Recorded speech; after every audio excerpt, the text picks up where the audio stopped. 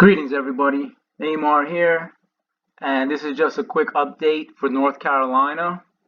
I did some coloring, and so this is the positional repeater chart. 2 dormant periods for double repeater.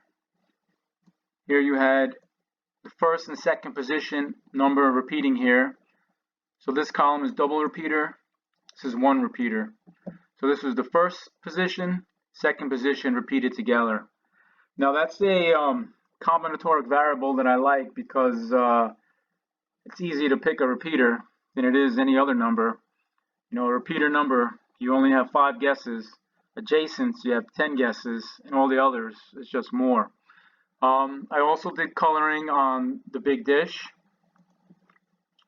You have this is the 39, my last video was about. It had 2 dormant periods. Here was the streak. It did not move up on chart 7 like I had expected.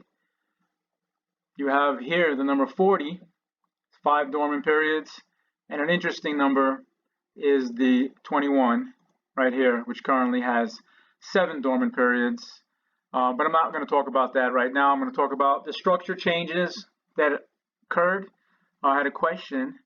So what I did was I went in and I looked at the structure changes that are available to you within North Carolina. You have the original 1 to 39, and then they added 40 and 41, and then they added 42 and 43. So the question was, you know, which is better to do the structure changes? You know, which data set should you use? This particular person actually was using a combined from 3490 to 5295.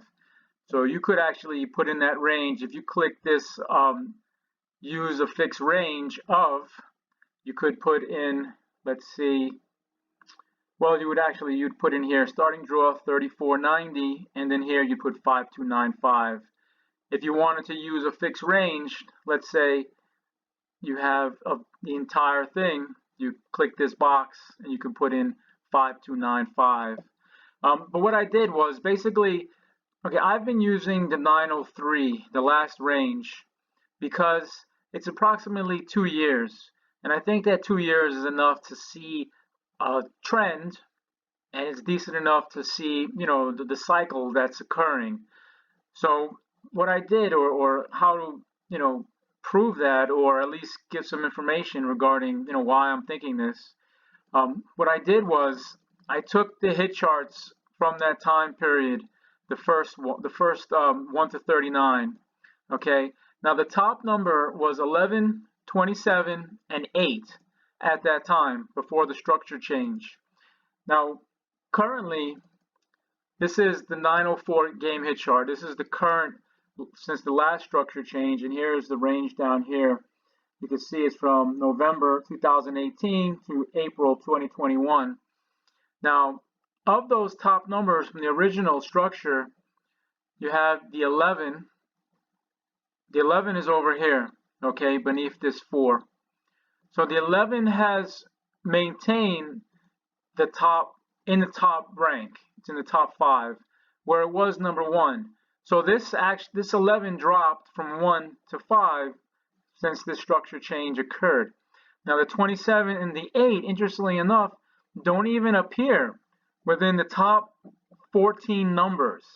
So, you know, going back more time, you'll have more data, but those top numbers have now changed. So I think it's more important to know what the top numbers are in the current time frame, because those are the numbers that you really want to focus on as far as going back to.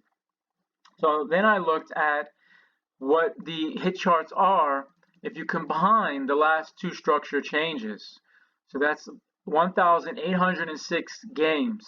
Now you can see the 11 here is still at the top from the original structure, and here's the 27 now. The 8 still is nowhere to be seen as far as the top 17 numbers. So the 33, the 5, and the 4 are now the top numbers if you combine the data from those 2 structure changes. And you can see the 33 is here, it's still one of the top numbers, and the 4 is over here, so he's still in the top ranking. numbers in the top 5. However, the number 5 does not appear at all within the top ranking numbers, within the top 14 ranking numbers. So that's certainly interesting. So for instance, if you were to run chart number 9, which is the triads, quads, and quints, using the combined structures, right? The last two changes, I would focus on quads and quints that contain the 33, and the 4, because hopefully those will have more of a chance of cycling back around. Anything with the 5 would be tricky.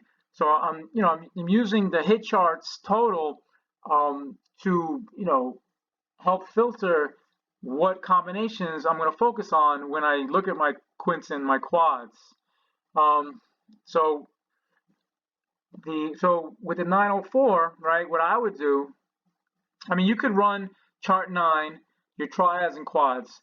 I mean, you certainly want to, it doesn't hurt to run it for this combined structure, because this is going back to 2016. This is when they added the 40-41. This is when they added the 42-43. So you could run chart 9 for this structure. You could run chart 9, right, for just the last structure change, the current last 2 years, and then you could run again the whole entire one, right, to see what your quads and quints are, and just run this one when it was just 1 through 39, and that's just to get an idea of how the trends changed. Why would the 8 disappear all of a sudden, and then why does the 5 not show here since the last structure change? So those are the only things that I would keep in mind in regards to structure changes. Now I did get control of some of my macros. So I am curious to see though. I mean, I'm going to run the macro certainly for the last 2 years for individual numbers. If the trend is weird, I'll go back, I'll do double the structure, and also the double structure add, I guess, is that what you want to call it? I'll go back, when they added the 40-41, because for certain combinatoric variables, such as for the 10-game group chart, and for double repeaters, I like to get a larger bird's eye view of how the trends change, and that's in the ice pyramids chart, which now that I found the macros, I can make them a little quicker, and I think I'll prioritize them for the combinatoric variables, the ones that you can't get within Advantage Gold, because you can, a lot of what I'm doing in Excel, I can do, just using the filter charts, or you can use the binoculars in the main menu, where, if you want to see if a particular decade is going to hit, let's say the teens, you select all of the teen numbers, and then you'll put, minimum 3 numbers to hit, and then you can get a skip chart in regards to the maximum exhaustion that you might have to wait for a particular pattern to occur. For example, for my game right now in Pennsylvania, I'm seeing the 20s are below average, and I can see that on my particular, on the big dish, but I can also see that using the 10-game group count chart within Advantage Gold. So I'm trying to use both of those things together, and hopefully I can get those around for North Carolina. It's very hard to get all these charts and files and macros organized, but I'm working on it. So that's it. For structure, I would say, do how you're doing. Of course, you have to see how it feels to you. Do you feel comfortable more with this? Of course, the real test is, is your method, netting results as far as monetary gains are concerned. That's certainly the true test. For me, I like the last 2 years because I think that, you can see a pretty concrete trend for most numbers, especially the hot numbers. So, the 39, 20, and 33 here in the last 2 years are showing pretty good. So let me see, where would be the 33? Oh, so the 33 is here at the top for both structures. The 5 is not here. Let's see, the 10, where would the 10 be? The 10 is over here. So I guess that's it, Hope that answers your question. And I hope to do a review of the number 39 that I predicted to hit. It did have some hits. It didn't move up. Oh, yeah, I got it right here. Where is it? So here. So I was predicting in that last video the 39 would move up to the top to be number 1, which it did not. It moved only up to rank number 3, and your top ranking numbers 1, 11, and 41 are now number 1. So I'll just look at that briefly. Look at the 1. Let's see, this is the 41 here. Well, because it had this thing. It went bonkers over here. And then, what was it, the 11, the 1? Is that the numbers that I said? 3. The 3 and 11 and the 41. So let's see. 3, 11, 41. So here's the 3. So you can see here the 3 went flag formation. Only one dormant period because you can see it had a streak over here. It came in reverse. I color these reverse because this trend can go cold. You can see a lot of the reverses now. And so this is the 3, and then control, let's see, control C, control V for paste, and what is it, 21? Was it 20? No, 3, 11, the 11 here, the 11 flag, looks like it's going into an intermediate here, and then of course you have the 21 here. It's moving up because it has 7 dormant periods, and it's moving up. Where is it? Got 9 hits, rank number 2. 7 dormant periods is a lot, and just the question is it, how hot is it gonna continue? It could do an intermediate here, like go 2-9, and then you look for the snapback, and maybe the streak will continue. Anyway, that's about it. I'm actually going down the mountain today because, like I said, I was looking at the 20s were coming in. The 20s had an overdue bias from the 10-game group count.